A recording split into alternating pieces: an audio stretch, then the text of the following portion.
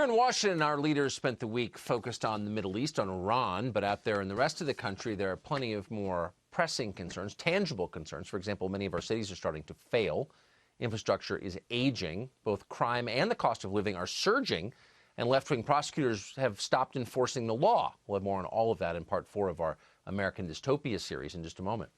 But for the leading Democratic presidential candidate, Joe Biden of Delaware, none of these problems matches what he believes is the greatest crisis of all. America isn't importing enough desperately poor people. That's his position. In a tweet on January 5th, Biden lashed out at the president for his immigration policies. Quote, "Our Statue of Liberty invites in the tired, the poor, the huddled masses yearning to breathe free.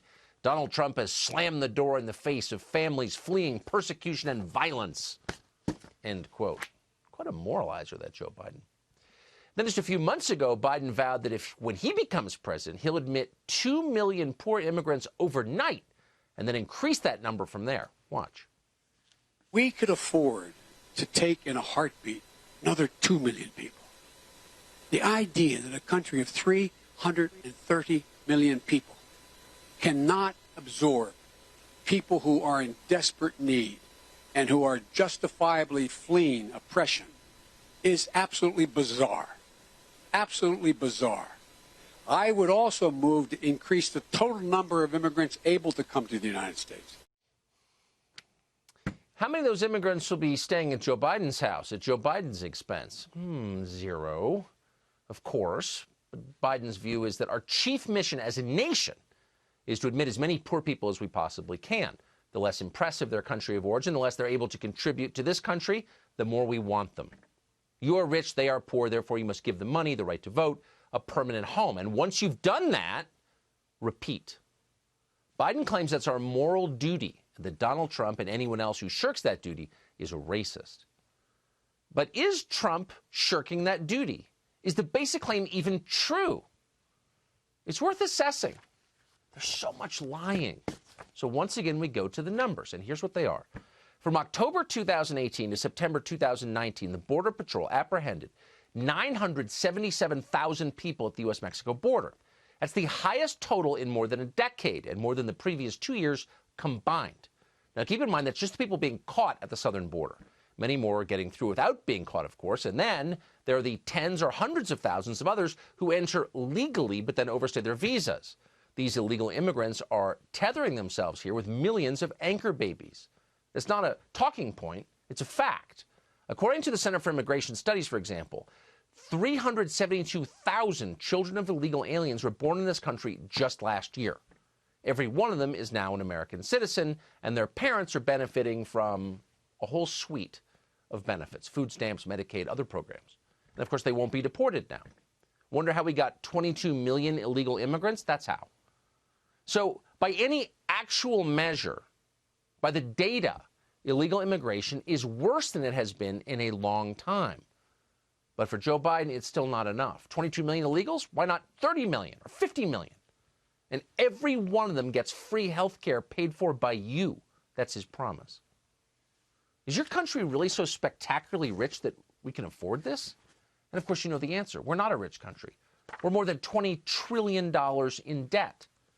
Our middle class is dying, in part because immigrants willing to work for less have driven down wages. It doesn't make the immigrants bad. They're coming from incredibly poor places with totally different standards of living. But it's an economic fact that when you flood the labor pool with people willing to work for less, wages go down. And that's been going on for decades.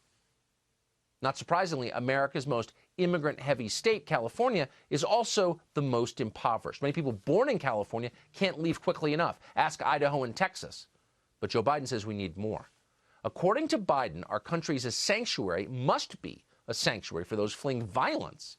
But because Joe Biden knows nothing, he's not aware that some of America's cities are deadlier than the places those people are fleeing from. For example, El Salvador.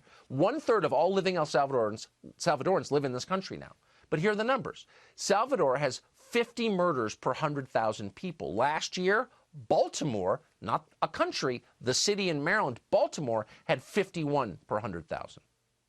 In other words, it's more dangerous than El Salvador. Baltimore clearly hasn't benefited at all from America's policy of unlimited immigration. But, none of this matters, because for people like Joe Biden and the rest of this country's ruling class, helping American citizens stopped being the point a long time ago. The point is getting reelected and feeling virtuous. Well, speaking of, in 2018, Oakland Mayor Libby Schaaf got national attention by warning the illegal aliens in her city about an impending federal ICE raid. It is a continued perpetuation of a racist lie that immigrants are not valued members of our society. We in Oakland know better. We in Oakland have a community that welcomes and honors all people, no matter where they came from or how they got here. Oh, she's an incredibly good person. Unlike you, racist. Thanks to Libby Schaaf's efforts, several wanted criminals eluded ICE's grasp, and Oakland became a top haven for illegal immigrants running from the law. One of those immigrants has now taken a life. According to police, Madison Alondra Suzanne Whitecarroll was murdered by Roberto Martinez in a road rage incident last month. By the time police identified Martinez as the killer, he had already fled the country.